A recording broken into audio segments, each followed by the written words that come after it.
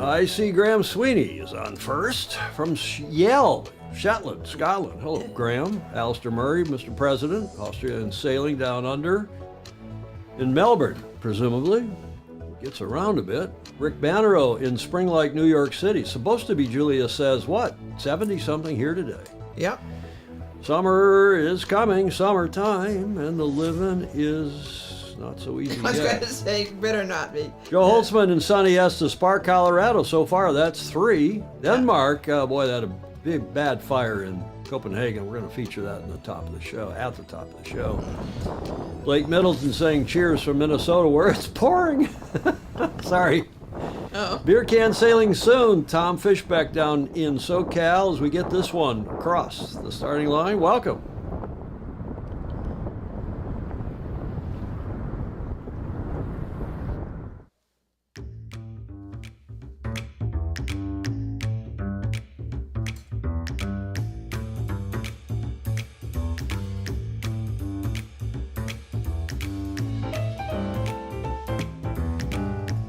Show number 703. Seems like only yesterday we were doing 700. I know. Philip Laffin in 90-degree Davis Island, Florida. Davis Island Yacht Club, nice club. Steve Gruber in Spring Lake, Connecticut. So excited for Tom Morris. Yeah, we're going to run Tom's video. Good analysis. We've got some analysis for you. There's Mr. Dr. Andrew McIrvin, who is, I texted with him this morning. Yeah. He walked a mile today. His back operation seems to, knock on wood, Oh, gosh, that's have great. been a huge success. Don Lunabos down in Sonoma is on, and many others, as we hear the end of our new theme song and our theme video, courtesy of the 12-meter class, the 12-meter yacht club, Gary Jobson and all. Welcome, everybody. Show number 703 for today, Tuesday, the 16th of April, 2024. Mary Jude Szymanski joining us from Philly. Hello, MJ, and all the rest of our Fozy and others from around the world. Julia, I trust you are well. Interestingly enough, I am. Good. Any hot tips? Not really. Well, okay, here we go. Let's get right into it then. We'll start, as we like to do, with a Bravo Zulu, because there's a lot of cool stuff going on and some not so cool stuff as usual. Oh, yes. 703 Groover says you don't look a day over 702. There's Monica Diaz in Spain in the heart of the action, Oh, yes. where the America's Cup is well and truly heating up. Jody Shields is up. G'day home in Wanji after a few days racing in Port Stevens. Even managed to win on top of the race up from I assume he means Newcastle. Good for you. Mm-hmm. Ted Ryman in Cape Town. Stingray, I prefer the original music. Well, he's just, come on, Stingray, get with the jazz. Let's get cool here. Bravo Zulu. This is a tease. Julia? Yes. This is a tease. Okay. At the end of the show today, I'm going to play you a video just been released by Prada. And not necessarily what it is, featuring Luna Rossa Prada Pirelli, but it is a Prada. It's a commercial. It's a promotion. Preview. Yeah. Not even a preview, but it features Jake Gyllenhaal, and it may be the best yacht racing video in memory. It may be. It's really cool, and we'll check it out in a sec. Saying hi to a few others. Jeff Kitson, as usual, in Michigan, where he says it's sunny today. Good to hear. Andrew Pindar, he's on the train across the Cambridgeshire Fens en route to Stansted with Andrew McIrvin. Oars de combat somewhere has to keep. What's that mean? Oh, I guess with Andrew standing down, I guess Pindar's been really busy. Prada product. Yes, thank you, Graham Sweeney. David Price. Pricey, early start in Sydney and locked on again. Hi, Pricey, and say hi to your fam for us, to Christian and your kids. Monica Diaz likes this advert. She's apparently seen it. We'll play it in today's last leg. A little bit of a tease to keep everybody on through the show, Julia. Yes. All right, good idea. A little bit of news since our show on Friday. Inside the Games is reporting that Mr. Macron, there's concerns about the security of running the opening ceremony on the River Seine.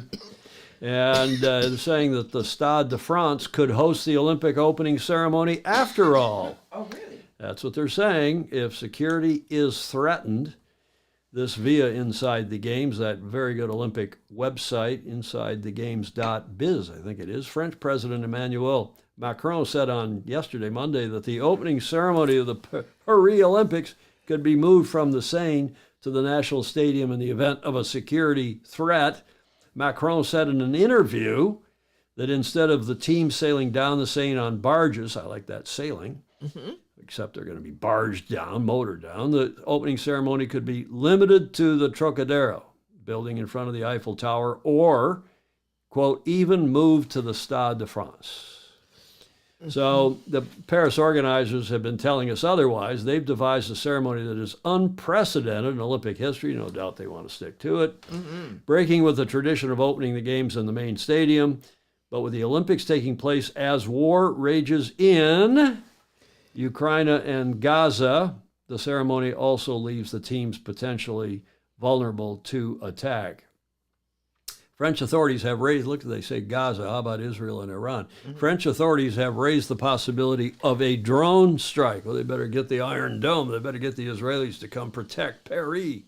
So far, organizers have denied the ceremony on 26 July could be moved to another venue if authorities believe it could be targeted. That's the organizers. But here's the president in French yesterday. Ici, ce que je veux vous dire, c'est qu'il n'y a pas de naïveté, aucune.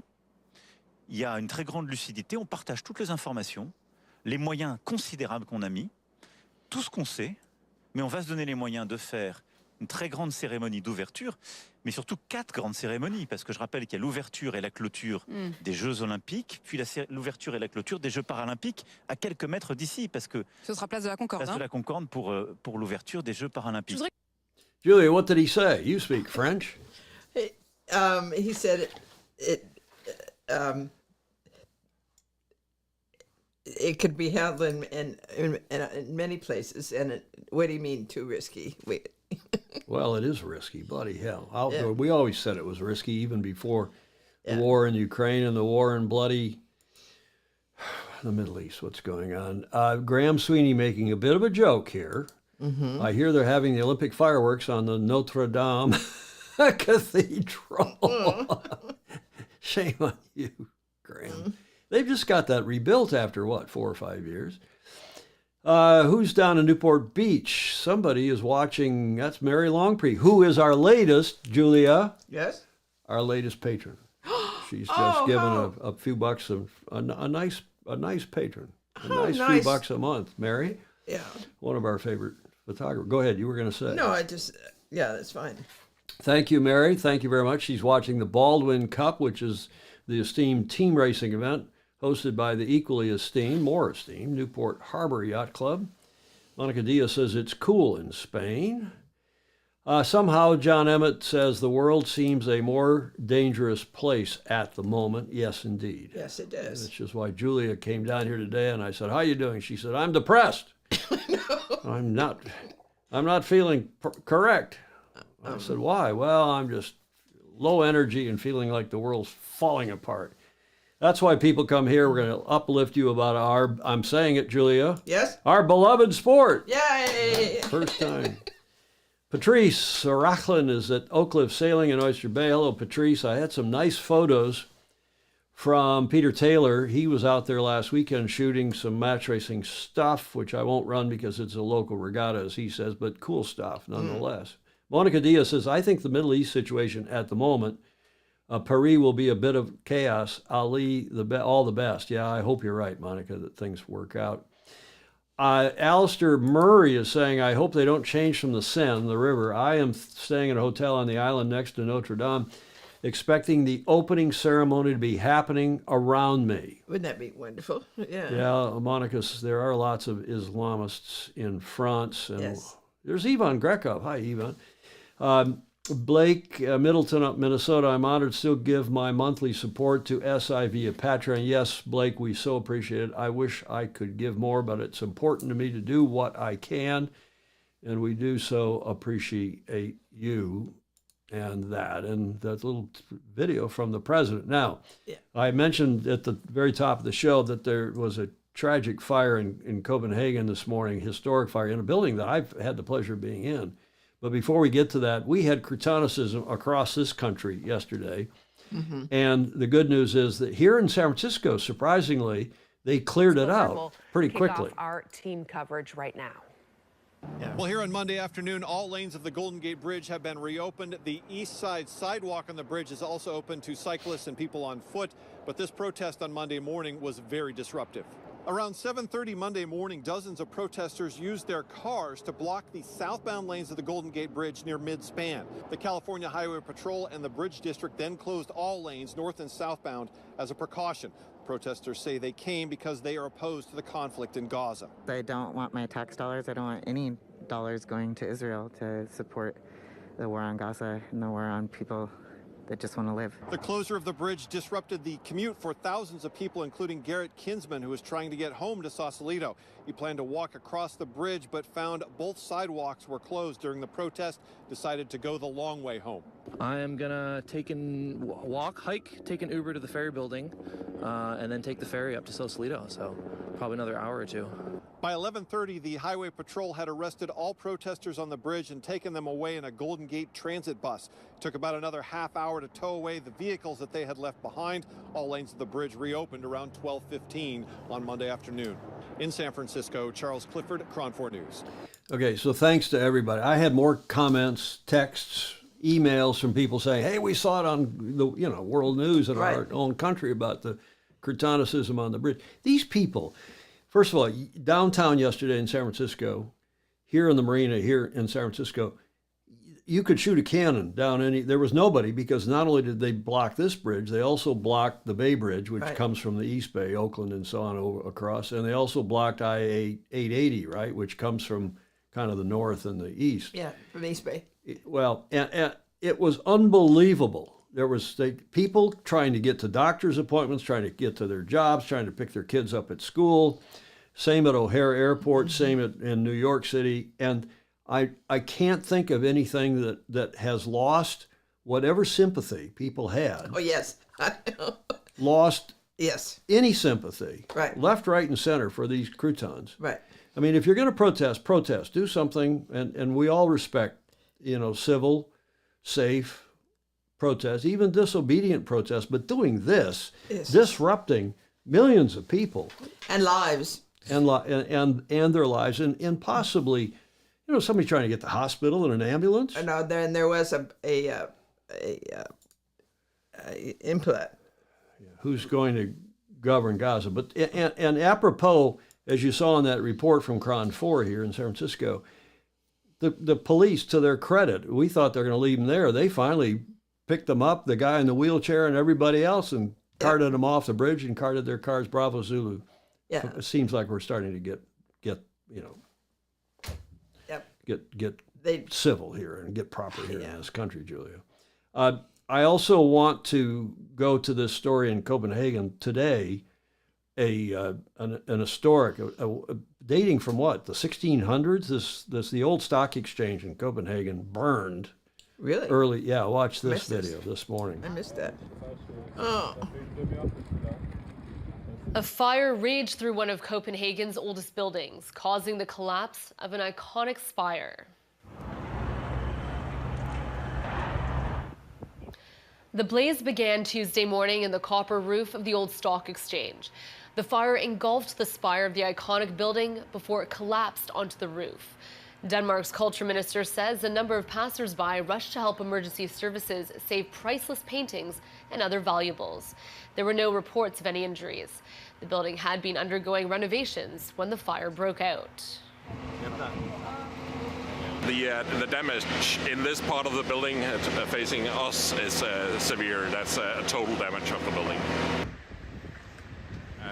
It's an office building, but it's a very historic building dating back to the 1820 or 1620. So it's a very historic building, and a lot of old valuable paintings inside the building as well.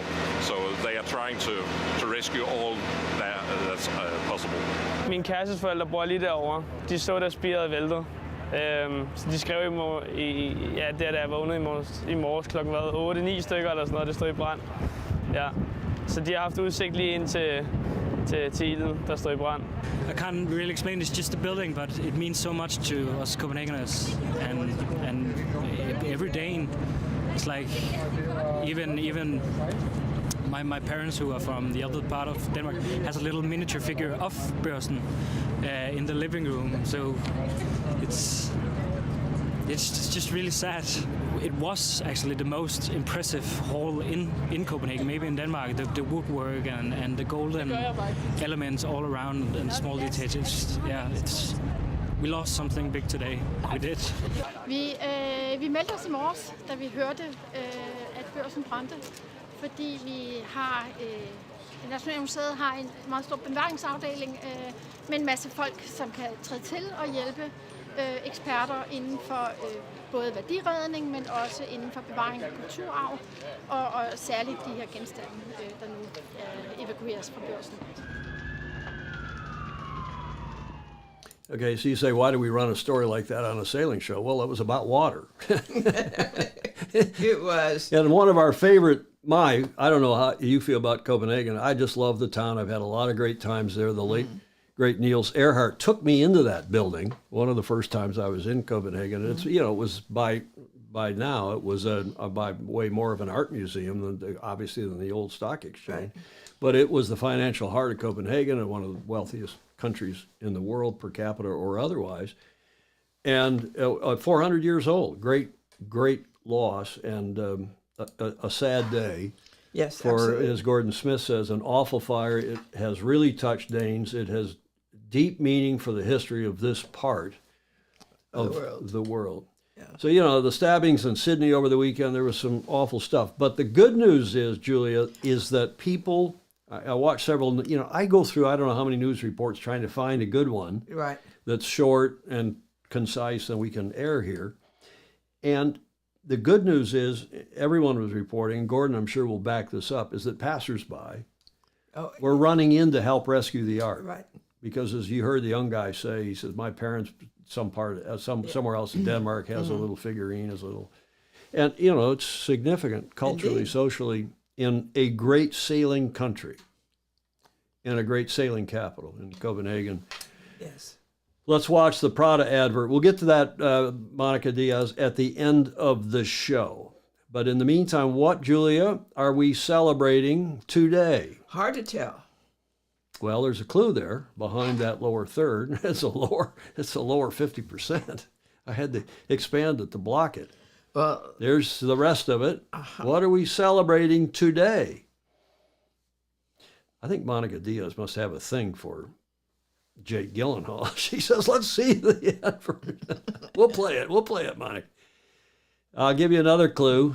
There's inside the game, so it must be Olympic related, right? We're lighting the Olympic torch. Exactly. Well done. Flame was lit at the ancient Olympia in Greece today for the Paris 2024 Games. The sacred flame for the Games was lit on Tuesday in Olympia, Greece, the birthplace of the ancient games, in a ceremony inspired by antiquity and marked by messages of hope and amid multiple global okay. Global crises. I'm going to have some coffee. Yeah. Thank you, Julie. Maybe you should read the rest of this. In ancient times, the Olympic Games brought together the Greek city-states, even and especially in times of war and conflict, said Thomas Bach, the president of the International Olympic Committee. He's German, of course. Today, the Olympic Games are the only event that brings the whole world together in peaceful competition. Then, as now, the Olympic athletes send a powerful message. Yes, it is possible to compete fiercely against each other and at the same time live together peacefully under one roof. Amen. Isn't that a nice sentiment? Yes. And of course, there's more. There is the first thing they do is they have the eternal flame there, I guess it's called. That's what it's called at Arlington National Cemetery, right? There's an eternal flame at JFK's his gravesite. Well, then they hand it off to a Greek runner, athlete, somebody, and then he hands it off to a French athlete who then starts what has now been since, I guess, 84. I think that was an LA 84 innovation, and makes its way to Paris. Carrying the flame in a pot, Greek actress Mary Mina lit the torch for the first Bear 2020 Olympic rowing champion Stefanos Soukos, retired French swimmer Laurie Manadou, who won her first gold medal at the 2004 Athens Olympics, followed as France's first Olympic torchbearer. And now here is the video. Champion in rowing Stefanos Soukos. Remise de la flamme olympique par la grande prêtresse au premier porteur de la torche, Stefanos Soukos, champion olympique d'aviron.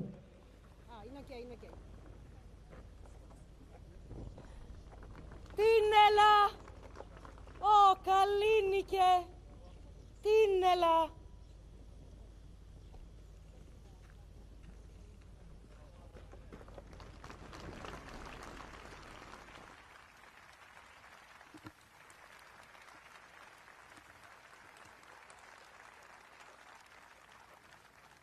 Before he commences his journey, we will have the release of the white dove, of course, the universal symbol of peace.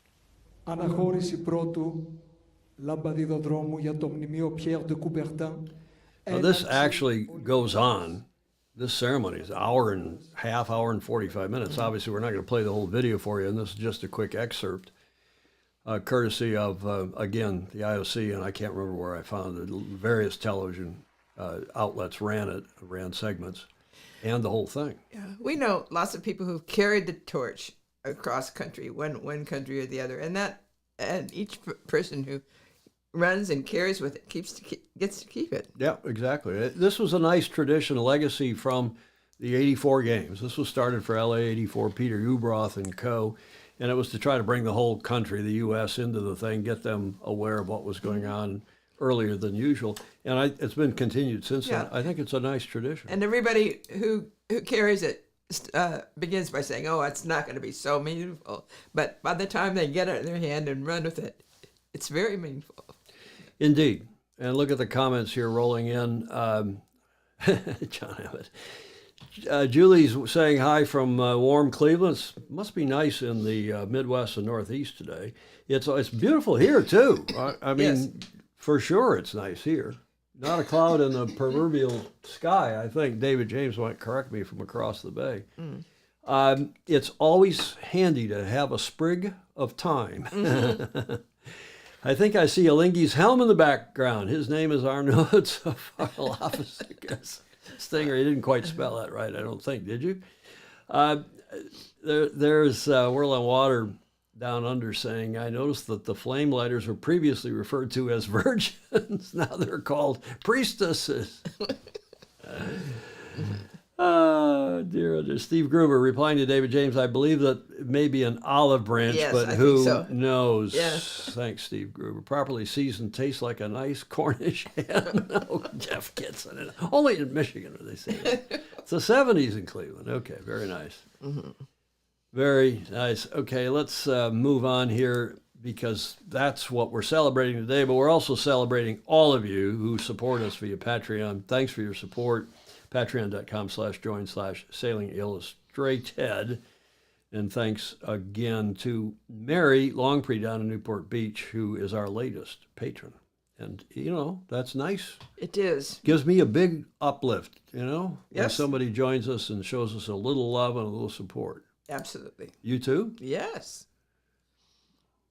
That's why I joined very early. You did. You joined in a big way. To say nothing of sitting here with me and putting up with my crotonicism every Tuesday and Friday for 700 shows. Yeah, we're celebrating the LRPP, the Luna Rossa Prada Pirelli reveal today. 3 down. We've seen 3 of the 6 boats now. 3 more to go, and they'll come one here is in rapid succession. By the way, I also know what the name of the New York Yacht Club's American Magic boat is going to be. You do? I do. I've been tipped off by a Fozy in Newport, Rhode Island, and I've been asked not to say, and I will not. But it's a little out of the ordinary for New York, if I do say so myself. Not out of the ordinary is our regular reporting from our Super Fozy and Olympic coach John Emmett, and here he is with the Coach's Corner. He's back after commuting over the last 4 weeks to China and back twice. Yeah. He's home at the Castle Cove Yacht Club in Weymouth. Hi Tom, Julia and all the Fozy. As you can probably tell from my background, I'm back here in sunny Weymouth getting ready for the start of the Castle Cove sailing season. In fact, I've actually missed the first few races, but very glad to be here. And it's amazing, yeah, it's so nice to bump into people I haven't seen for a while. So first of all, I'll close out my thoughts from Hong Kong, which was a bit of a flying visit. In fact, a week in mainland China, a week back here and a week in Hong Kong is probably not ideal for the jet lag, but it's all good experience. And the last trip I did in Hong Kong was to the Royal Hong Kong Yacht Club, which is just an absolutely amazing place. And I really enjoyed my time there. And you might be able to tell, I did a bit of stuff with the youth sailors, which is known as the Sharks. And this is one of the dangers of a small M&A, that you may get some really talented sailors at the top and actually potential medalists, but what do you do in a few years' time when they retire? In fact, looking at China, China has qualified in 9 Olympic classes, and the only Olympic class they have missing is the Ilka 7, which actually Hong Kong has qualified in. So it's funny how things work out. And my thoughts are very much with all those sailors doing the last chance regatta. So for some, I think the pressure of the last chance regatta is possibly more pressure than it is for some of the top performers to get an Olympic medal at the Games itself, because it wouldn't be an overestimation to say going to Olympic Games can be a life-changing experience. At the same time, it does feel quite odd being here back in Weymouth when the Airs Regatta is going on. I missed one in 2016 due to the clash with the Laser Worlds, and obviously there were events which were cancelled due to the pandemic, but it's probably the first one I've missed in over 20 years. So I recently had a little chat with one of the Magenta Project mentees going through all the wind directions and so on at the venue, and yeah, I really feel that expression. I know it like the back of my hand. But back to the Royal Hong Kong, which is an absolutely amazing club. I sat there in the compass room looking at a superb view with somebody quietly playing a piano in the background, and I thought this is a bit different to what I usually have. The club has got 3 bases. I think it must be one of the largest clubs in the world. But when I helped out with the Sharks, we just had 4 sailors. And I said I did a normal briefing and debriefing as I normally would. But that's one of the things I'm so passionate about, is to get as many sailors as possible, because just by doing that, the chances are, if you've got 100 sailors, the best out of 100 sailors is likely to be better, just following probability, than the best out of 10 sailors. And it's that community, that social aspect, which is so important. Now we live in a very time-poor society, and so sailing, you know, we're up and competing against a lot of other sports, and I think sometimes just raising the awareness is the main thing. Let people come to the sailing club, have a go. In fact, when Lily first started sailing, I don't actually think her mum and dad knew what it was. I think they thought it was windsurfing, because Hong Kong got that gold medal in windsurfing. Crikey. I should have done my research, but over 20 years ago, I guess now.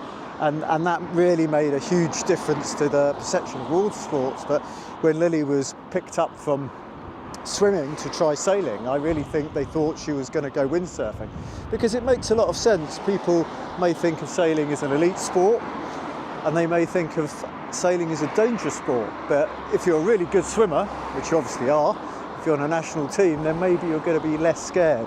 So yeah, I don't know what they thought when they turned up and they saw an optimist. But small countries which have strong sailing cultures do have the opportunity to punch above their weight. And actually, if you think about the populations of New Zealand and Holland and the Scandinavian countries, they do very well on the sailing medal table. So I think bringing sailing into that culture and making it fun, it's very important, because actually the majority of my time goes on very few people. This is one of the reasons I was so keen to write the books, because if you write a book or you make a YouTube video, literally thousands of people can benefit from your experience. And actually a lot of the things I do, they're exactly the same, whether it's grassroots sailors or Olympians. So now probably I'm more doing like a head coach role. So rather than coming and running sessions at clubs, I often look at having added value. So the normal instructor or coach for the group, who the sailors all know very well, will run the session, and I'll just add a few things to it, try and leave them with some voice-over video and some diagrams. Be very careful. I don't write on any whiteboards in permanent marker, etc. But yeah, I think, you know, getting that culture that people enjoy sailing, and the most important thing between, I don't know, 10, 15 years old, is that they're just really keen to come to the sailing club the next week. And they said it was interesting looking at the situation in Hong Kong and then coming back to Castle Cove, where I think we have at least 50 active cadets, of which I think any given Saturday, you know, you're going to get half of them turning up to go training. And that is just the way you want it to be. And this is just one very small club in the UK. And, you know, lots of good volunteers. I mean, one of the dads who run it is, you know, current world champion in his class.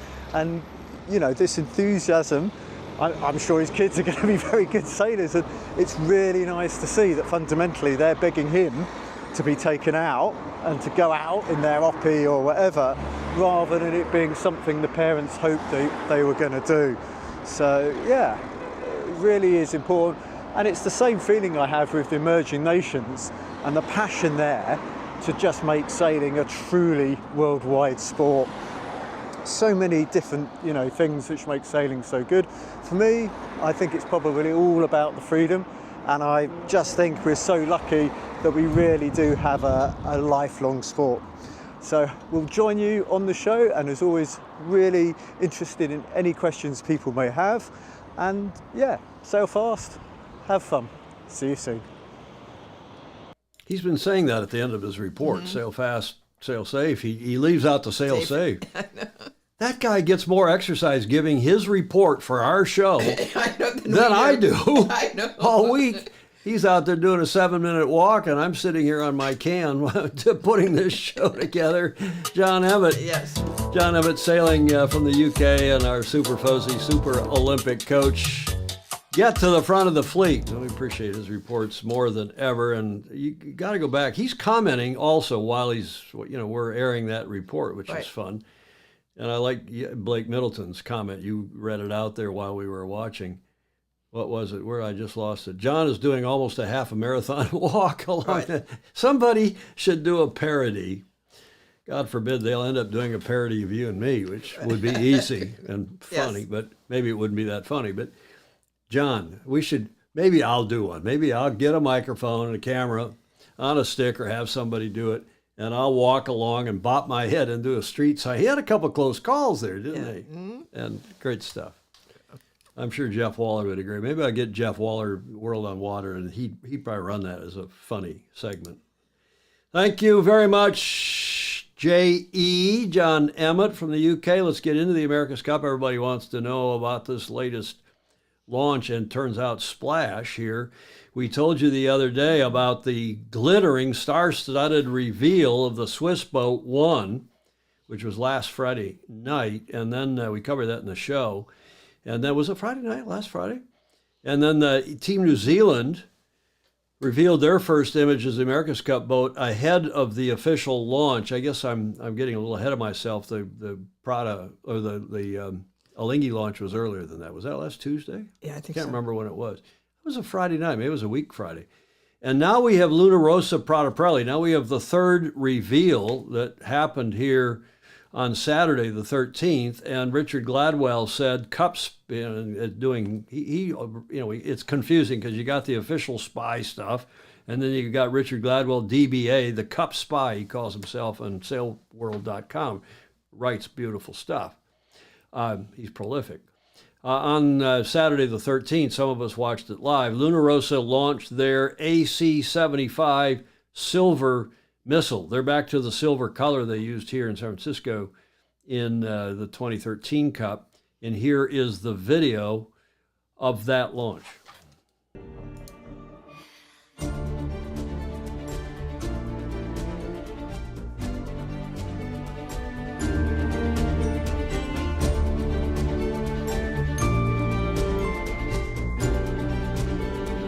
Io ti battezzo Luna Rossa.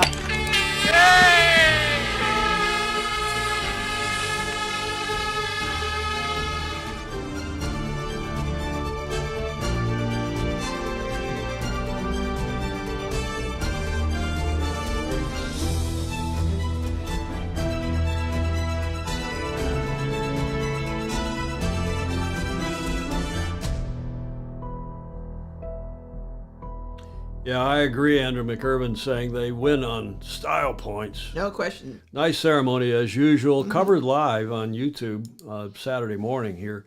Ed Worley saying both Luna Rossa and ETNZ launched with new AC-75s, but with old foils.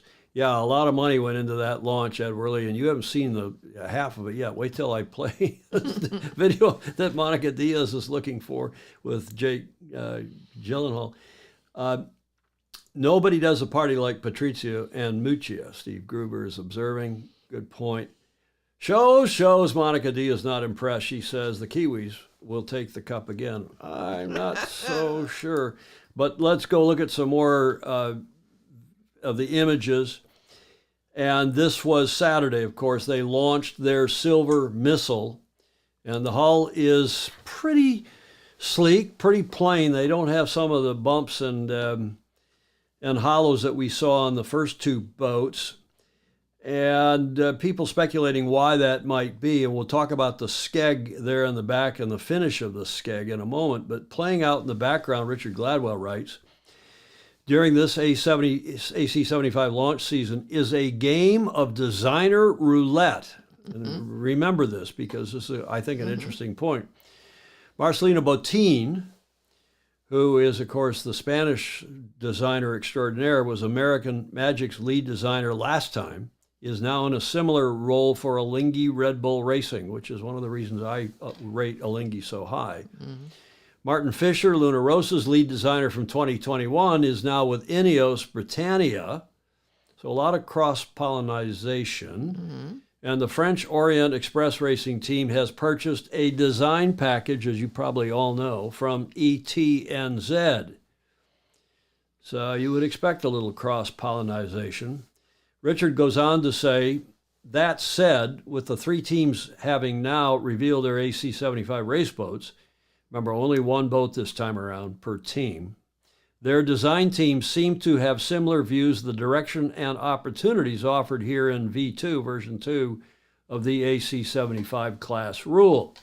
The silver-hulled AC-75 of Luna Rossa Prada Pirelli is not a radical departure from the Swiss and the New Zealand AC-75s launched in the past week. Indeed, you'll hear comments from others saying they're all in the same family. I would agree. With the Defender and Challenger from the 2021 America's Cup having revealed their third AC-75, their design team seemed to have similar views on the direction and opportunities in version 2. So, yeah, a bit of a repeat, but true. Silver Bullet looks like a winner, Ted Ryman is saying. I'm not so sure. Marcello. I see Marcellino would be Italian. Marcellino? Do we say Monica in Spanish? That chrome finish is striking, but think of the maintenance to keep it looking good. Oh, yeah, they got plenty of guys and probably gals to polish that boat. Patrizio is now running a 7th challenge. Stingray is pointing out, record-breaking. Yeah, 7th. He was ahead of Sir Thomas Lipton last time with his 6th challenge. Yeah, I've been cheering for him every time. Indeed. The one boat per team rule is silly, David James says. May be true. They say it's for cost savings, but it's really not going to cost savings. It never does. Remember, in the end, it won't matter what those AC-75s look like. It's the way the foils are managed that will win this cup, Graham Sweeney absolutely true. I'm sure asserts. There's more to it than that. I think the foils and what the foils look like is going to be significant indeed, and we'll see. So? Yeah, I think that's a deal. Anyway, that's Richard Gladwell. It's a long article. I've only taken a couple, three, maybe a handful of paragraphs from that article. I commend sail-world.com, Richard Gladwell's America's Cup coverage to you. It is superb. Always. Now, speaking of Tom Morris, Mawsey Sales in the UK, here is a 7.5-minute video that he has put together comparing and contrasting the reveals of these first three teams. And let's have a look now and enjoy this from Tom.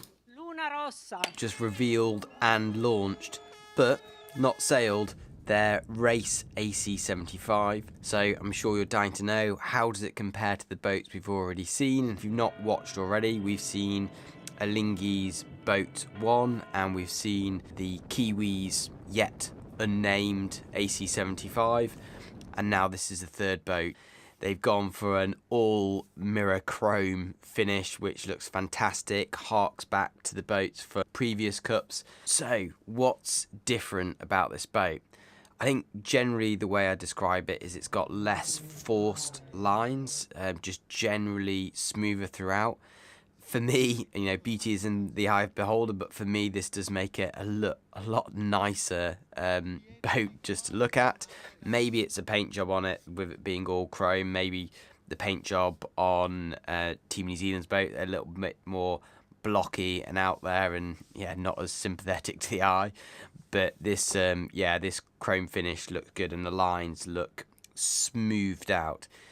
I think, not sure if it was Max or Bertarelli said it was from a similar design philosophy as Emirates Team New Zealand, probably further away from Alinghi. I mean, I would to a degree agree with that. I think all the boats have got their separate flavours, so let's talk about a few of those. So I think where this Luna Rossa boat is similar to Emirates Team New Zealand is that it's not got a really deep trench deck like we saw on Terra Hutai, but it has got a more blended, scooped out middle, and it's definitely got a lower deck, because we can see there is a mast extension on, so it's got a raised mast ball, although we didn't see it without a mast on, so we can't confirm that, but we can see what I think in this picture shows the mast kind of like stepping tool going up inside the mast. It is a legacy mast on this, but you can see they've kind of changed it to add a little step on the bottom. So I think that's quite similar, whereas Alinghi had kind of sharper sides to their pods and more of a more similar trench to what we saw on Terra Hutai. But elsewhere, I'd say that this boat, Luna Rossa, is keeping some of the legacy from their previous race boats, in that they don't have an obvious bustle step in their hull. Whereas if you look at both Alinghi and Emirates Team New Zealand's new boat and Terra Hutai, you'll see that there is kind of like an obvious kind of like two staging to the hull, through, especially through the mid to the aft, where it goes in through quite a flat section, then you go down into the bustle, rounded bustle, and a little bit of a moth hull type bustle, and then you've got the skeg, a thin skeg running along the bottom. The only exception to this is at the back end, where they have got a small bit of kind of boxier moth hull type bustle, similar to what we had on Terra Hutai, but nowhere near as extreme as what we've got on the new Emirates Team New Zealand boat, or even on Alinghi, where they have a full kind of moth hull section going all the way back. And the penalty that Luna Rossa pay for this is that they have to have some of their rudder workings, their rudder kind of pitch control above deck, because they've not got as much kind of skeg or bustle below to house those rudder workings. The upside of that is they've got a little bit of rocker at the back end in the bustle of the skeg in the bottom, and a more immersion for any give rudder depth, which should make them a little bit easier to turn into displacement mode. But then they've got some aero penalty, and they've got kind of a larger frontal area to house some of those rudder workings above deck. So it does look like they've done a pretty good job of keeping this relatively contained. We're not seeing the big kind of supporting arms for the top bearing surface of the rudder like we saw on the previous generation boats. I think the other, big talking point for me, we couldn't see much of the control systems or the mast step area just from the angles we got from the recon and from the videos released. We can see the pods. It looks like 2 longer pods aft, and looking at the rule, we know the larger pods are for the cyclists, so they're given minimum size for these kind of pods and the apertures. So these crew zones effectively, and if the crew can't put any body parts outside of their crew zone, and then the aperture at the top of their crew zone projected upwards is basically that crew zone with like a 50mm lip in all around. So the spaces you're seeing in the deck, the openings, is basically the space that the crew members got projected down below. One thing we do see that's quite interesting in terms of the crew zones for Luna Rossa is these panels in front of the forwardmost person near the side stays, and that to me I think is going to be a tinted screen that either the driver or the trimmer can see through, and I'm not sure yet exactly what configuration people have gone for. Definitely it's the cyclors at the aft, and then you've got the helm and the trimmer. Should really be helm and mainsail trimmer, you'd imagine, on the windward side, and then flight control and jib trimmer on the leeward side. And I'm not sure which way round those roles will be between the 2 people, but either way, it looks like the forward person has a screen.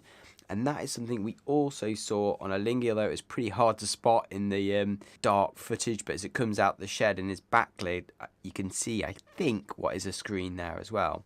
Now, with the rules, the crews won't be able to tuck into that screen at all, but they will be able to shelter behind it and get a little bit better visibility. Because we do see when Emirates Team New Zealand are sailing, they've definitely got 2 clear heads popped up above the apertures of their cockpits, sticking out quite a way, and I was expecting more people to be a bit more tucked down in this cycle than what I've seen on Team New Zealand. What we do know from the boat is that they're all legacy appendages, but the foil arms have definitely been modified. Whether they are the next generation foil arms or they are previous generation foil arms but with new fairings, I'm not sure of that completely. But the fairings are definitely different to what they had before. I'm really looking forward to getting to see it on the water, because there is so much, as soon as all the control systems are hooked up, so much more we can learn about these boats, as we're seeing from Emirates Team New Zealand at the moment. Do I think it's the fastest boat so far? Honestly, I'd be lying if I said it was possible to tell, but I think it's certainly the best looking. I'm sure everyone can have an opinion on that, so get involved in the comments.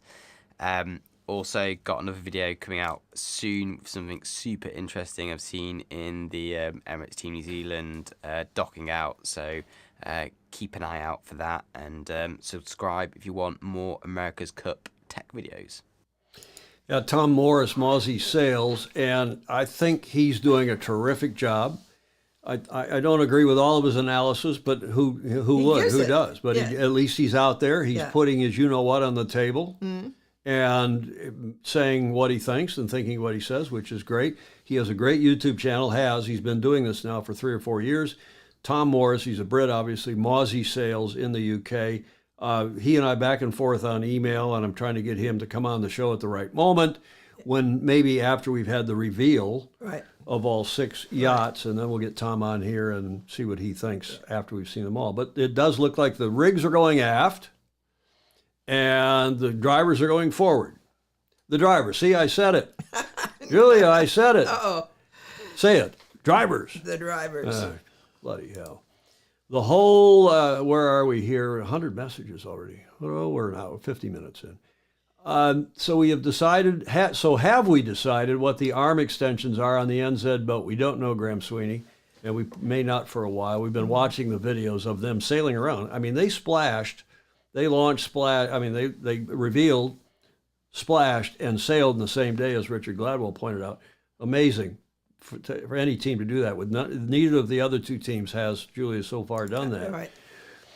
Interesting, yeah. Gordon Smith says that record-breaking land yachts have their masts well aft, and that seems to be the progression here, indeed. And the cyclist thing is still, Blake says it's the most unappealing aspect of the AC bicycles. I think, yeah, the most unappealing aspect of this go-around. Right. I mean, he means the boat, so there it is. Yeah. Exactly. Yeah, exactly. I like a previous comment of Gordon Smith, who says, I think that if LRPP had a blue tint to the silver wrap, the hull would visually disappear in the reflections from the water. Oh, what do you and Gordon Smith know? You guys. Maybe they would. I think it's opportunity missed. I think it's an interesting thing. Graham Sweeney up in Scotland is saying, if they fly, shouldn't they be pilots? Pilotes. Pilots. Yes. Okay, now I got to ask you a correct or crotonic question, because one thing I spotted and no one else has mentioned on Luna Rossa Prada Pirelli, Andrew McIrvin, before we go, okay, to my point, we'll go back to Andrew. Latest maxis have rigs way aft and then lots of headsails, Rambler, Comanche, etc. Yeah, good point. Baton Rouge down in, well, we've got, starting this weekend, we've got Charleston Race Week going on, Baton Rouge in Charleston, South Carolina. I do like how Luna Rossa's foil arm shoulders are more exposed to have a narrower cross section. Until I see the foils that these boats splash with, because once you do that, you're locked into those foils. Yeah. And the Lingies look really small. But until we get into that, I'm not going to make any comments about who looks fast or not. I'm still reading the tea leaves of the money, because having done this since 1980, and no cash, no splash. And if you don't have the money in the sport, which Alinghi has in spades. Yes. Ernesto's, he's spending his own money. But I looked, and I want to point out now something on Luna Rossa Prada Pirelli that I find maybe crotonic. And can you look at, the silver's beautiful. Everybody agrees the silver, very fair, kind of dolphin-like hull. Not, as I said at the top here of this segment, no real bumps and grinds. But no dough, no go, Graham Sweeney saying. Do you see on the very back end of that boat, Julia? Mm-hmm. Above the Pirelli branding on the rudder, that squared off skeg. Does that remind you of anything? LRPP skeg is smaller and squared off. Does that remind you or any of the Fosies of anything? I'll bet you Ed Worley will get this. It looks like it needs to be plugged in. You think it's an EV? It's an EB. For Ernesto Bertarelli, no, this is the wrong. Mariner. Steve Gruber's got it. Gruber, as always, one of the smartest guys on this show. That is Mariner in 1974. It's hard to tell because of the contrast of that image. I futzed around with that image, Julie. I don't know how long today to try to show you the squared off back end of the bustle of the underbody. Finally found this photo, which shows it quite a bit more clearly. This was the boat that Ted Turner had in the 1974 Cup. And he had a lot of talent on the boat, including Dennis Conner. There's a look at the boat. They were sailing for Kings Point, New York Maritime. In 1974, the Mariner. And by the way, remember what color that boat was? I'll bet you Groover and a few others remember what color it was. Famously, it was red. Oh. And remember, red boats, Liberty, right, Mariner, others have never won the America's Cup. And I doubt they will. While times have changed. Red, Steve Gruber is saying, yes, it was red, but what else? Jesus Christ, Britt. I was going to clean it up a bit, but there's the comment from Steve Gruber. He said to Britt Chance, famously, he said, to Britt, who was the designer, even a turd is tapered at both ends. And meaning the underbody, and it had that. And that boat was the dog of 74 and one of the doggiest 12 meters ever. And there's Terrible Ted with DC crewing for him. And DC may have even ended up being the starting helmsman, I don't remember, in 74 on Mariner.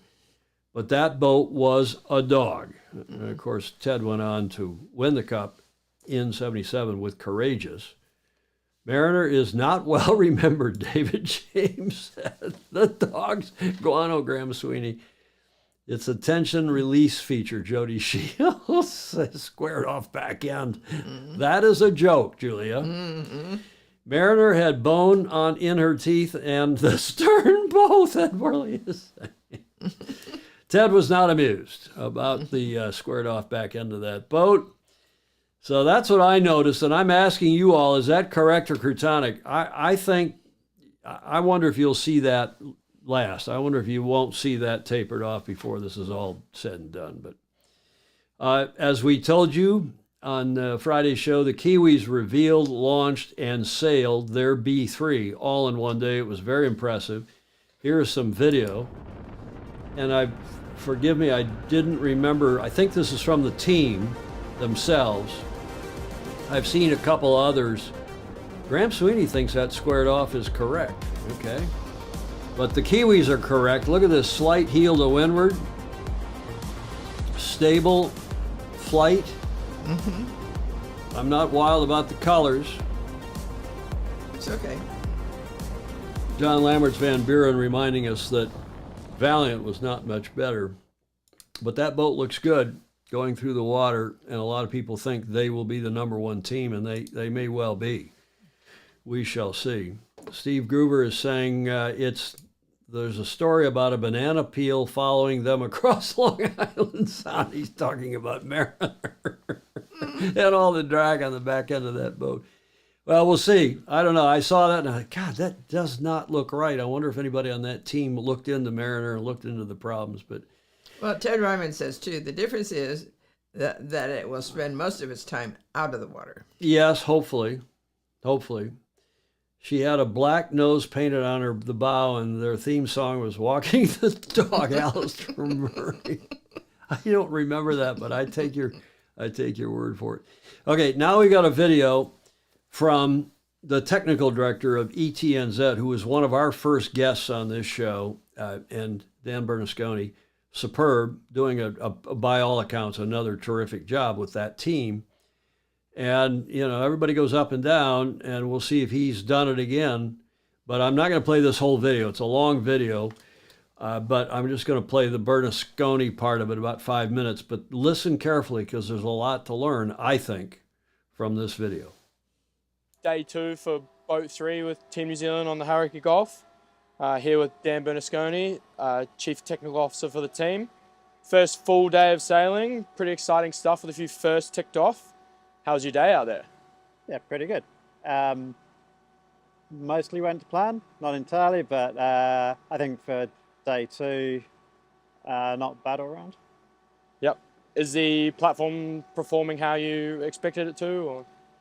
Yeah, I mean, in terms of actual boat performance, it's very early days. So it's more about looking at the systems, how the shooting systems are working. Obviously we've got the same foils as last time, so that's not too much to learn there. So it's mostly about the sails at the moment. Okay. We noticed there was a little bit of time spent this morning on the dock and out on the water, working around the rig with some potential sail controls and hydraulics issues. Is that expected teething issues or something a bit more concerning? Yeah, a couple of minor things off the dock, and then the main one was we just forgot our airbag. So the mainsail's got an airbag at the top of it, and yeah, we didn't realise we didn't have it till we were all the way out in the back paddock. So Chase had to go back in and get it. So that was a bit of a cock-up. There'll be some drinks later on from someone. That's right. These things happen, Yeah. The tense day. As you said before, the boat's launched with legacy foils. Do you have a timeline on when the first set of race foils is going to come online? Or?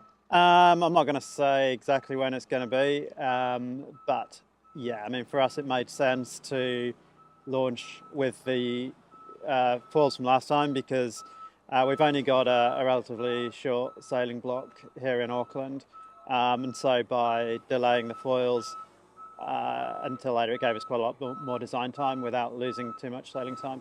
And I saw that So the Luna Rossa have done the same with their boat. Yeah, understood. Little bit of like design question. How aggressive was the design brief for this boat compared to like the last boat, or like, you know, is there any areas you held back in or made compromises? No, I mean, we've always tried to be aggressive. Yeah. I guess, yeah, there's not many people in the team who take a conservative attitude to it. So, yeah, we all pretty much always have gone all out. And same with this boat. I think, you know, there's a few areas where you have to make compromises and trade-offs. But, you know, ultimately you're always going for the highest performance. Yeah. We see your boat 3 looks quite considerably different to some of the boats that have already launched. Any comments on Alinghi or Luna Rossa? No, I mean, they both look like really good boats. It's do you want me to hold for the forklift? No, that's all right. We got the mics. The mics will cut it all out, so it's no worries. Yeah, I mean, I think, you know, you can look at their boats and see that they've gone through all the same sorts of questions as we have, and come to slightly different conclusions in some areas, but they're not massively different. There's probably going to be more performance difference in the foils and then in the sails and the way the sails are controlled than there will be in the hull shapes. You know, there are obviously the aerodynamics of the hull is important, but I suspect all teams have got to within a few seconds of each other around a racetrack, you know, if all other things were equal. Yeah. Yeah. Cool. Do you think the end plating is the big game in Barcelona, or it's going to be a different story? Yeah. Yeah, I think, you know, that's mostly what it's about. It's about sort of creating the most efficient end plate, if you like, for the sails, and sort of extending them down to the water as much as possible. The takeoff is a consideration, and Barcelona is light generally, and the waves don't help. So, you know, both sides of that equation come into play in optimizing the hull shape, the hydrodynamics and the aerodynamics. But generally, I guess everyone's expecting to be foiling most of the time, so the aerodynamics are a bigger consideration. Yeah. Cool. All right, well, thank you for your time. Hope you enjoyed your day. Oh, good. Cheers. Cheers. Okay, there's that video. It goes on now, and they show the boat sailing around, and this is, I guess, a spy video from AC-37. Jody's saying also watch for mainsail battens to be put inside the skins for better aero. Yeah, I think until we see the foils, that's what's really going to be interesting. Alistair's agreeing, yeah, Dan doesn't give much away. You wouldn't expect that he does, but I think if you read between the lines there, he did say some interesting things. I think you're watching his body language, I think he's sincere about that the boats are all of the same family, and they're probably hull-wise about the same around the track. We shall see. But there's some big differences, though, as they're starting to come to light, as you'll see here now in this next segment. I want to welcome, we have an esteemed designer, Mark Mills is watching, has joined us. Michael Lunt is here, and Glenn Van Heel, Greg Phillips, and any number of others who, you know, people don't all comment. But it's interesting to see who joins us for these segments, and we appreciate everybody. As always, we're an hour and 4 minutes into this show, our regular show that we do on Tuesdays and Fridays at 1300 Pacific. And as we watched ETNZ from their second day of sailing, impressive job that they did getting out and about. Revealed, it's the third time I've said this, I think, revealed, splashed, and sailed without apparent incident all in the first day. Julie Aaron saying he's giving nothing away. Well, you wouldn't expect that he would, Julie. You'd think poorly of him if he did. Yes. Okay, now, what you may not know, because this just happened today, the Swiss have launched, meaning they revealed the other day, last week, now they have splashed their boat. I don't know that they sailed today. Maybe one of you does. Maybe Stingray's been following this. But our old friend, Magnus the Magnificent, Magnus Wheatley, who's writing for AC37, wrote this today and posted on the AC37 website.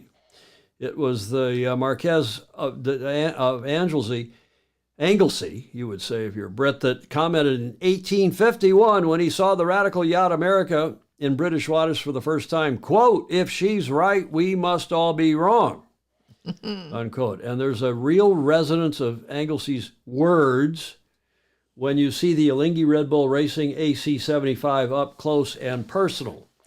And I suspect that's some truth to that, because now the boat's been out in the broad daylight, not revealed at that big nighttime thing they had last week.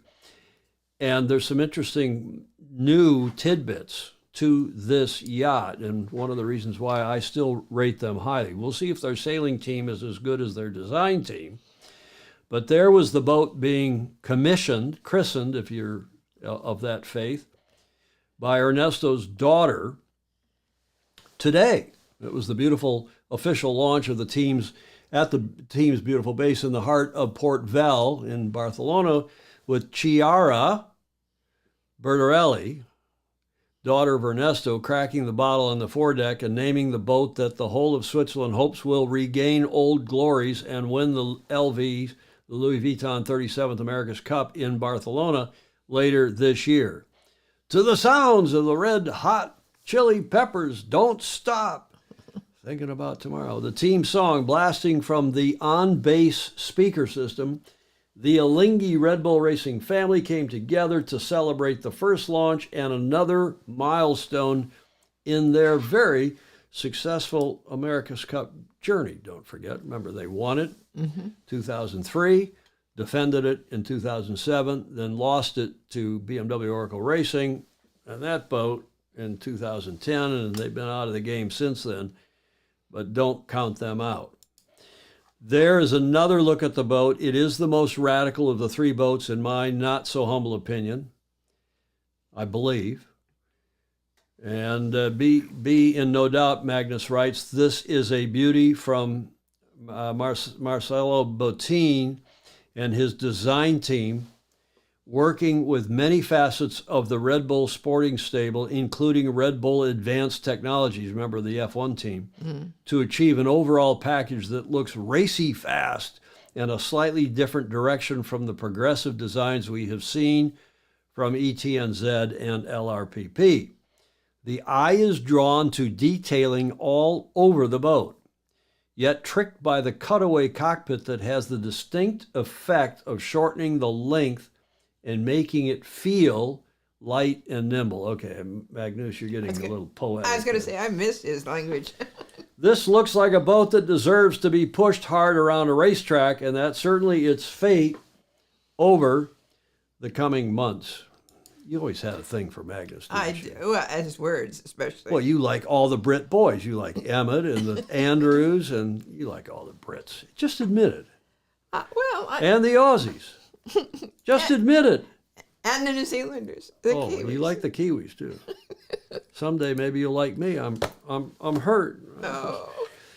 Groover is saying, replying to David James, David and Steve, the important thing, David James says, I'll go back up. The important thing is that champagne bottles are etched to avoid damaging the boat. Yes, they are etched so that when you crack it, well, I tell you, we've been back and forth over that.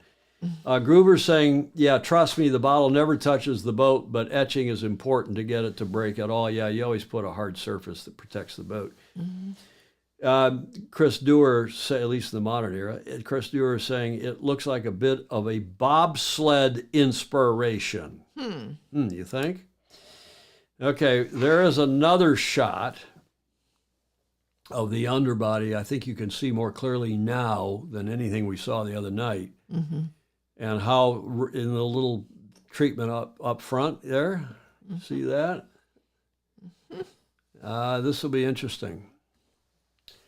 Arnaud Safargas, the nominated skipper, was equally excited about the possibilities that the design, this is still writing by Magnus the Magnificent, he's excited about the possibilities that the design of the new Alinghi Red Bull Racing AC75 presented, saying, quote, the philosophy was to do 2 steps instead of 1. Remember, they didn't participate last time. So the boat is radical, and we just went for it.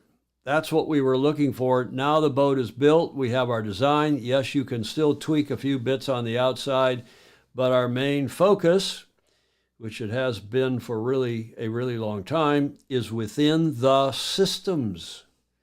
Where and how we can morph the shape of the sails and the foils is going to be key between the lighter and the transition.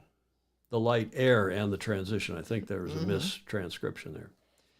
I think the systems will make the difference on the water, and it's where the team is really working together between the designers, the mechatronics, and as well with the sailors to make that work well. We will find out who chose the right solutions. What is really interesting, looking at ETNZ and LRPP designs, is that we are all of the same family, but the systems, and he would know, are quite different. What's going on over here in the comments? You all are going off. John Emmett, Luna Rossa mistake is going too concave too early. I am, in my humble opinion, it'd be slightly convex going too flat to the mast. I'm not sure what you mean there, John. Going flat to the mast. Julie Aarons, I'm not quite sure what that comment means about K. Ardini. Banro asking, is it the tool or how the carpenter wields the tool? Well, indeed, who the carpenters are, because we shall see. I think the perceived weakness of LRPP is their sailing team, but we'll see. Let's don't count them out. David James, it is still slightly mysterious to me that there is not more overlap between F1 and the AC. Okay, regardless, those are, again, that's not the full article. I commend it to you on the America's Cup website, and that appeared today, courtesy of Fozy he's been on the show a bunch, not lately because he's working now for AC37 and keeping his skirts clean and ecumenical. Magnus Wheatley, another Brit who Julia just loves, writing on the AC37 website. This gentleman, Mr. Alinghi, Ernesto Bertarelli, do not count him out. He's smart, he's rich, he's aggressive, and he won't put up with the second place if he has any choice in the matter. What are the bumps on the foredeck of Red Bull? I don't know, we'll see. I like how John Emmett refers to the boats by their sponsors. I don't know, John. We shall see. There's Antonio Vitesse. Antonio Alinghi went out on open sea for towing test today. Thank you, Antonio, for that. So there's an update. We did not know for sure. I'm not surprised they're a little more conservative and not as aggressive as ETNZ is. Remember, ETNZ has one other big question that I'm sure they've answered in their own minds. We don't know if they are shipping. They're in Auckland. They got to go half a world away, two hemispheres. I mean, right? And they've also got to go north to south hemisphere, so east to west and north to south. They can't go through the Red Sea, I don't think. I don't think they can go through the Suez. I think that the Houthis have closed that down. I don't think the insurance companies would let them. I don't think ETNZ would take the risk. I think the traffic through the Panama Canal is very slow and go. It's really tough to get through the Panama Canal. Are they going to ship around the Horn? I'd do a deal with the Houthis? With the airplane. You would. Well, that's the other question. Are they going to take it's reputed to be $4 million to get the Antonov down to Auckland and fly it? And remember, it's got to then fly and refuel. That's probably got to go, I don't know where, which direction do they go? Presumably they go back, I think it's shorter distance-wise, I think, to go west to east to west, rather, to go up through Singapore, go across through southern, Really? I think. I'm not 100% sure. One of you on here may know better than I, but yeah, and Julie Aaron's saying, does Luna Rossa Prada Pirelli have the crew? But that's the big question. They need the Antonov. Ryman says, I agree. I agree. I agree. The bumps Groover thinks are too, that comment above Ted Ryman's. Steve is saying the bumps are presumably to get the rule required hull volume, perhaps. Don't count this gentleman out. I've been to war against him more than once, and he is very clever, and don't count him out, all I'm saying. Okay, that's our America's Cup report. Speaking of launches, I thought we should do something about this day in history. I couldn't find anything too interesting, but this is about water. It's about launchings, and it took place, Julia, in 1953. So I've given you a couple clues there. Today, the 16th of April, 1953. 53 was a very good year, if I do say so myself. Vintage. A vintage year. I wonder who was born that year. Yes. Any idea what we're talking about? Space. Antonio Vitesse is saying they're talking about 6 weeks of shipping for ETNZ from Auckland to Barcelona. Okay. What happened on this day in 1953? Here's another clue. Any idea? I learned a lot putting this together, as I do usually, putting these little segments together. DNA. Tom Eamon was launched. No, Ted Ryman. not with these clues. Now, I was launched in November of 53. Replying to Jody Shields, this is what I would do. I still cannot believe some sailors who are doing the last chance regatta didn't spend more time training in a year. Yeah, well, we'll see. Julia, that is the Armada Memorial in Plymouth, in Great Britain, depicting Britannia. Yes, I recognize Britannia. it. Yeah. Now, who is Britannia? What is Britannia? Ineos. Not quite. That's also a connection, obviously. Ineos has named their boat and their boats, Britannia. David Guscott, there's a new name. Hello, David, welcome. Queen Elizabeth II. Yes, that is another clue. And that took place today. Queen Elizabeth was connected. Oh, she was crowned. No. Let's stick with Britannia for a minute. Is the national personification of Britain as a helmeted female warrior holding a trident and shield. An image first used, get this, according to Wikipedia, by the Romans in classical antiquity. The Latin Britannia was the name variously applied to the British Isles, Great Britain, and the Roman province of Britain during the Roman Empire. It goes way back. Oh, good. Typically depicted reclining or seated with spear and shield, since appearing thus on Roman coins of the 2nd century AD. The classical national allegory was revived in the early modern period. On coins of the pound sterling issued by Charles II of England, Scotland, and Ireland, Britannia appears with her shield bearing the Union flag, the Union Jack, or the Union flag, which became the Union Jack. To symbolize the Royal Navy's victories, Britannia's spear became the characteristic trident in 1797, and a helmet was added to the coinage in 1825. So, 26 years before the modern America's Cup. Yeah.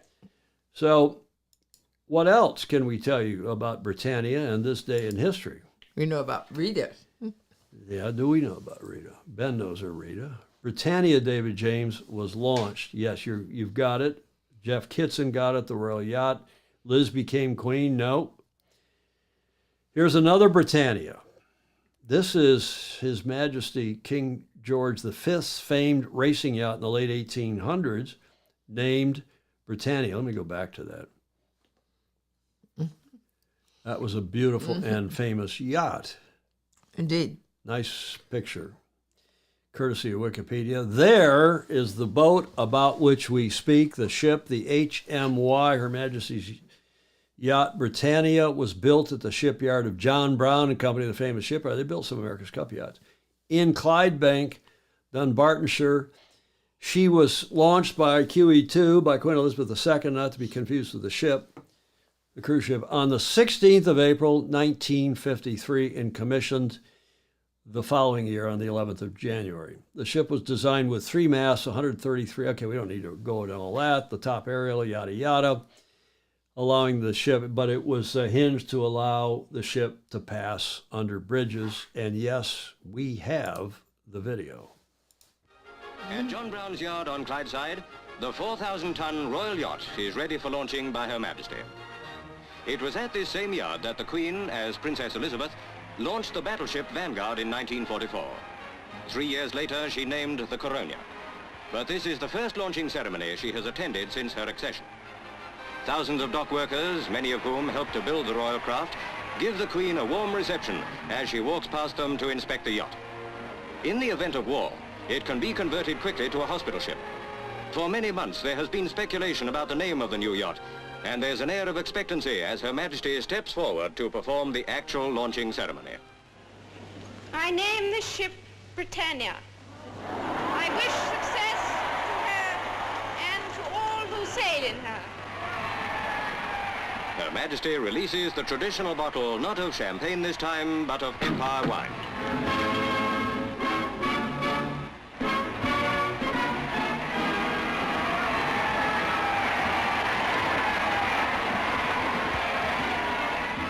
Soon the Britannia will become a home for the Queen, the Duke, and their children.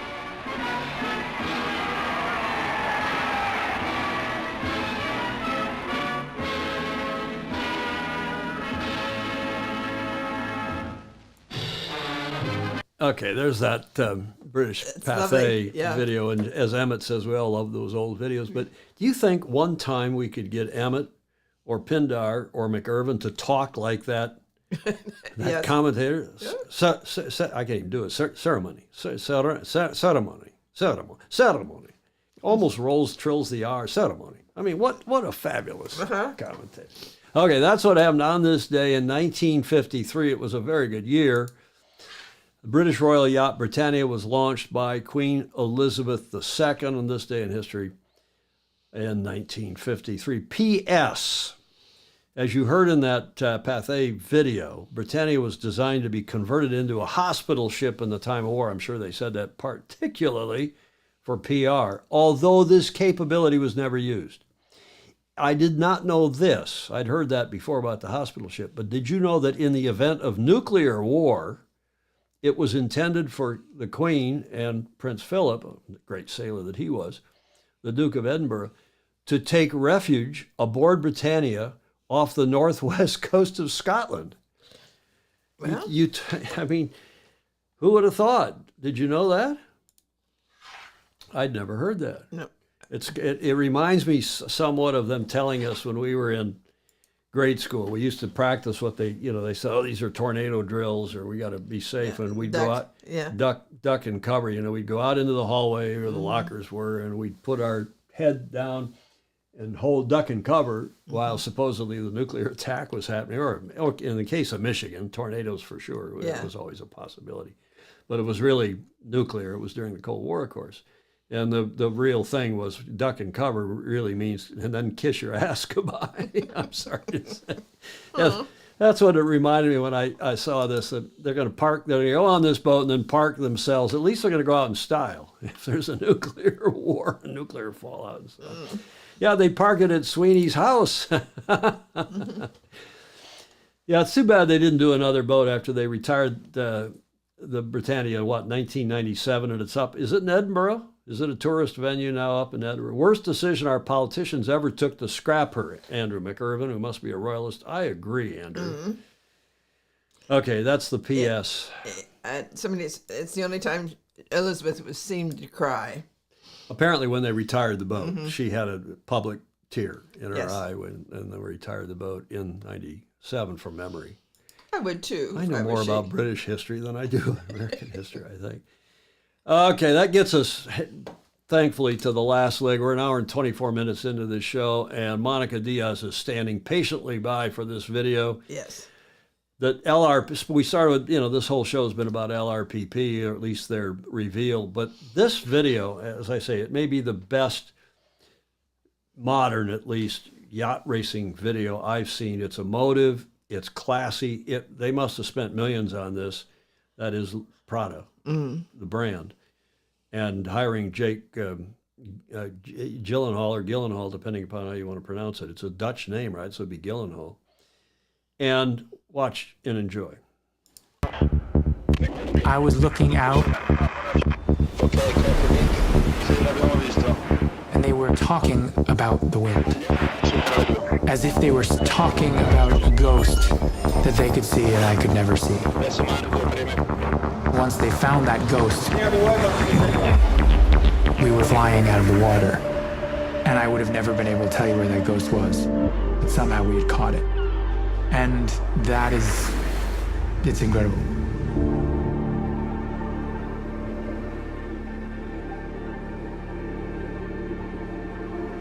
People who venture into the unknown have my utmost respect.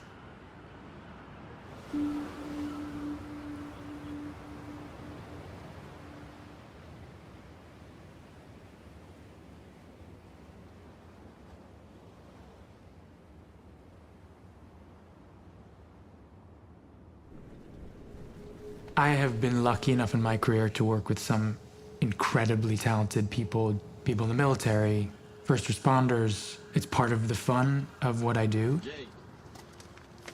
Welcome, mate. How are you? How's it going? Good. I feel so lucky to be able to be involved with Prada and to be able to have an insight and an eye into what they do, because it's very rare. Okay, guys, let's meet up here under the boat. We got Jake here with us for the next couple of days. He's gonna part of the team. He's not a guest, so let's treat him as a teammate. Thank you all for having me here. Thank you so much. Welcome on board. Okay, let's go back to work. It's just amazing to be able to be on that boat that so many people have devoted their lives to, pushing boundaries for the race. Most of us grow up with a dream to be involved for the race. It's the pinnacle of what you can expect from your sailing career. How much you have to love something to devote, make it your life's work, which all these people have. And then outside of all the human beings on this vessel, the vessel itself is incredible. It doesn't look like a boat that you're used to. It is a work of technical and artistic genius. We mainly develop completely our boats now, from the appendages, from the hull designs, the structure, the sails. Before going to sailing, we discuss about the changes that we have done, and after the sailing, we have all the data that is coming from the sea. To watch the minutiae with which all of these people work to make this vessel move at the rate and the speed that it does, I was just blown away.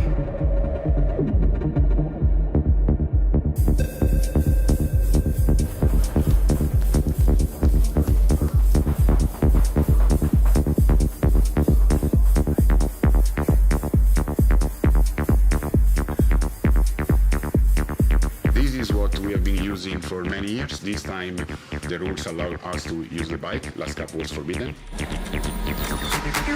People generating energy through biking power, which is sort of a mind-blowing idea.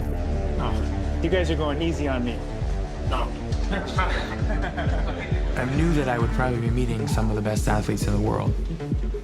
But doing 30 minutes a race at the highest intensity the body can handle. 30 minutes of this? Oh, man. 3, 2, 1, to be able to get on the bikes with these high-performing athletes and barely keep up a little bit, it's just so cool.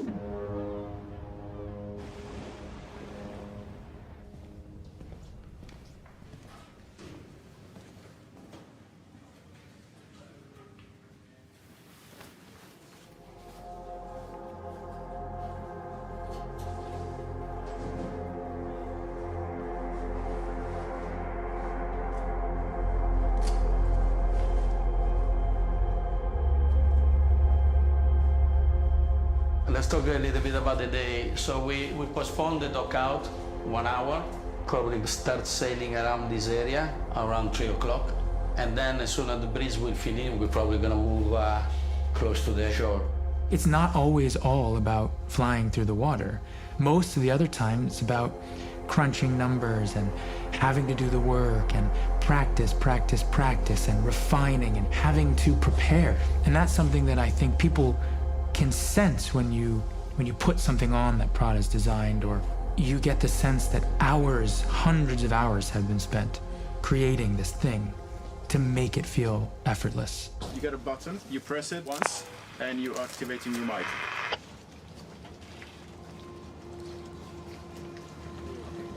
Have fun. There were these moments before they found a good wind. There's a lot of patience required and waiting to wait for nature. At a certain point, I looked over at some of the guys and I'm thinking, what are they thinking right now? You know, like, we're sort of just waiting. What goes on through their minds as they're, you know, waiting to go? It is our opportunity to be able to listen. Nature is going to give you whatever it would like. In the speed, is there a moment you're trying to grab, that you're trying to get to? Feel it. You feel it because you feel the boat. When the boat starts flying, you feel a completely different environment around you. The noise completely changes, calm down, and that's when the boat is going fast.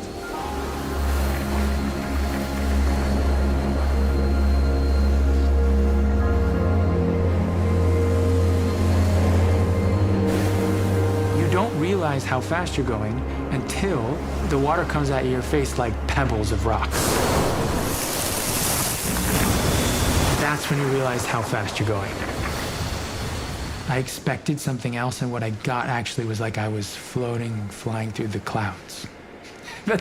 I did. I expected sailing and I ended up flying.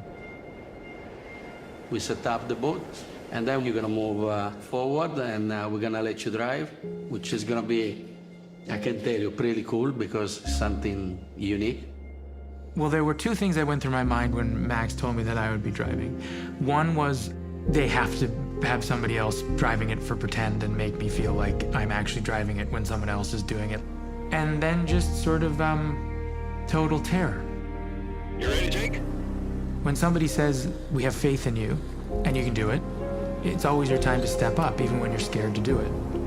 And it's those moments in my life that have really moved me forward and made me evolve as a person. Now is one of those times. This is incredible. It's a pleasure sailing with you. How many people can say they've done that? It's pretty cool. Okay. Oh, come on, guys. So cool. Are you a lucky guy normally? I feel pretty lucky, man. Our man's harnessing of nature with technology has created something that moves faster than the dolphins, you know? Technology and nature are always at odds in the most beautiful dance that you could probably ever imagine.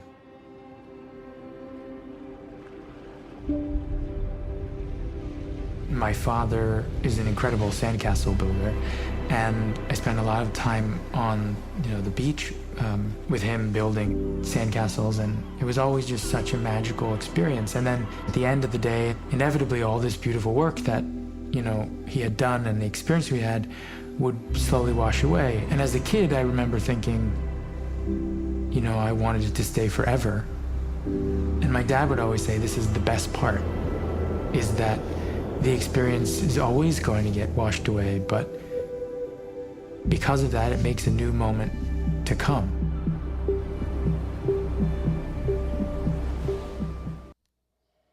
Julia, first word to you. Moving. Moving. Good. Good. Yeah, I when I saw it, I just found it this morning. It's only been out 4 or 5 days. I'm surprised I haven't seen it on any other websites. And usually even somebody like Stingray will say, hey, look at this, there's a new reveal. And Yeah. he hadn't seen it. Andrew McIrvin, great video. Yeah. Yeah, I think we saw Jimmy Spithill in that. I think when he was getting onto the boat, I think Jimmy was there with him. I can't be sure. Shannon Falcone, for sure. Great guy Shannon is. This sort of media, John Emmett is saying, this sort of media is so important to open the door to sailing. I really like it. Yeah. Steve Gruber agrees. Patrick Dyer, Patrick Dyer, fantastic video. Gordon Smith, yes. Tell the story. Gruber saying, for being a megastar, Jake came off, he really comes off as humble, refreshing. Blake saying, if they gave me the wheel, I'd probably pass out. Wow. Andrew Dolly DeVola, whose picture on a windsurfer, he just won another championship. Did he? Yeah. Good. And I had him on as my cover photo on my Facebook page. Fantastic picture, and he's obviously an old fart like I, but he's a lot younger fart than I because he's out there on his windsurfer doing great stuff. Yeah. They were sailing near dolphins. You can't do that, he's saying. Jody, Whiskey Tango Foxtrot, dolphins and foiling boats together. This is crazy. Monica Diaz, lots of applause. Excellent video, Worley is saying. Smith, excellent. Mary Longpree, epic. She knows. She is a videographer, photographer extraordinaire. That was sensational. Alistair Murray says, this is very elegant. David James, fantastic. Jake is great. Ted Ryman said. Patrice Rockland, powerful. Joe Holtzman, very accelerating. Yeah. I dig it. Brian Prince, this is a new name. Hello, Brian, welcome. Ken Saban, Tom, that was very good. Just magical there, Julie says. And Jeff gives it the green check. What? No orcas? Gordon Smith. I loved it. Bravo, Zulu, Patrizio, and everybody connected with Prada. I hope there's more. It sounded like or felt like that was, they called it Inside the Line. Was that the name of the video at the top? And maybe Jake is not starring in all of these. Maybe they've got other named, big name personalities, actors, influencers. Yes. That's a great message for the sport, for sure. You think? And I'm such a fan of Prada's styles. In any dimension, they have that down. Yeah, that's one I'm going to watch again and again. Somebody wrote that too, Julia. Whoever wrote that did a. Yes. You know, he made it sound like it was his own words, but I'm sure he had a script too that he was at least talking to, bullet points and so on. Women, Monica Diaz. Well, Monica, you wanted to see the video. Did you like it? You said you wanted to see, who did she want to see instead of Jake? She wanted to see somebody else, one of the actors. Josh Toso, hi Josh. This is the type of content that can help sailing cross over to mainstream and introduce new people to our, thank you for parroting my words and maybe mocking me a bit, Josh. Introducing new people to our beloved sport. I hope so. I think like the Kennedys did in the 60s, I think this is going to be really something. Brad Pitt. Monica wanted Brad Pitt, as some of our friends in Spain, Brad Pitt, as we say. Very apropos, Pindar is saying. Andrew says, very apropos for the first ever Foiling Congress on Thursday in Genoa, courtesy of the Foiling Organization. Good. Oh, good. Keep us posted on that, Andrew. Okay, you all liked it. I did. I don't see anybody saying that was Curtonic, and I think it was anything but. Bravo Zulu to Prada to Mr. Patrizio Bertelli for that. And for your beautiful boat, we'll see if it's fast. 3 down, 3 to go. That's been the theme of this show as we get to the D block and Whiskey Tango Foxtrot. This first one came from John Sangmeister. Elvis Costello and ABBA are touring together. Julia, did you know that? No. Touring together this summer, but they haven't figured out who the headliner will be. So watch for ABBA and Costello to find out who's on first. Abbott and Costello, remember? You have to be of a certain age for that to click in. Yes. I thought it was clever. It is. It's a little obscure, unless you're as old as we are. Ha, ha, ha. Gordon Smith got it. We'll see who's on first. I couldn't play that. There are so many videos of them doing that who's on first routine. It's just, Baseball joke here in this country, as that season is now well and truly underway. This one's a little frightening given what's going on in the world. No, Alexa, I said order lunch. And Alexa's coming through the speaker saying, sorry. And the title of that is The Annunciation Apocalypse as the missiles launch.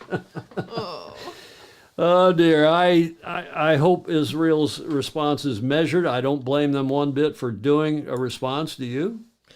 No. In fact, I expect they should and will.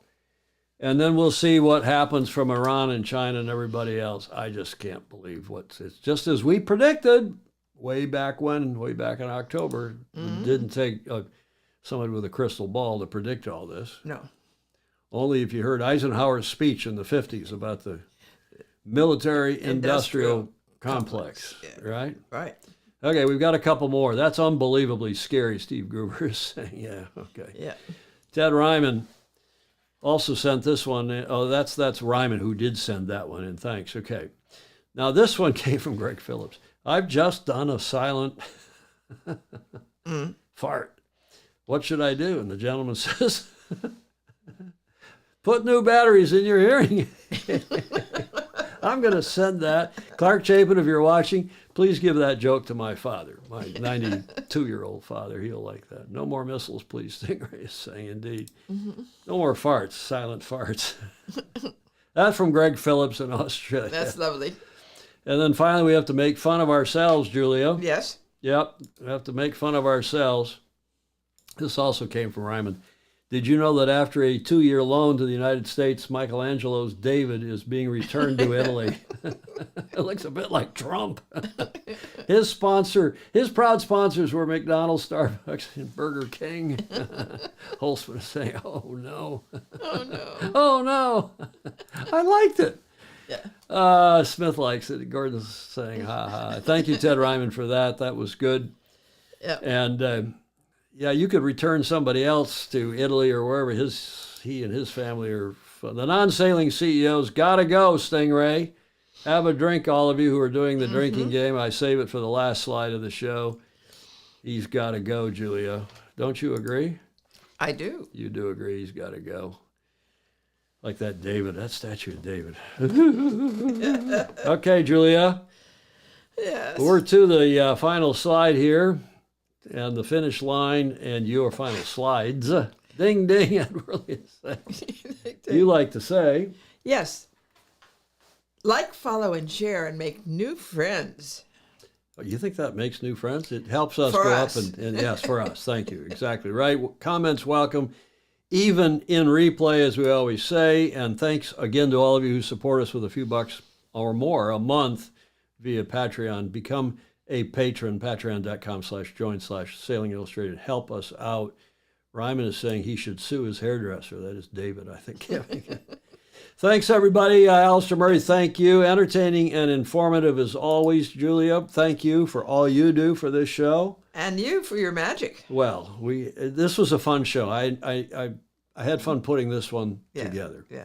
Thanks also to everybody who gives us the slides, the images, the video, the music for the show. It's quite a list of people that we grab from, we steal from. Andrew McIrvin, it's so great to see that you're doing well, coming around. Indeed. After your back surgery. I fully empathize, having had 2 major lower back surgeries myself back in the day.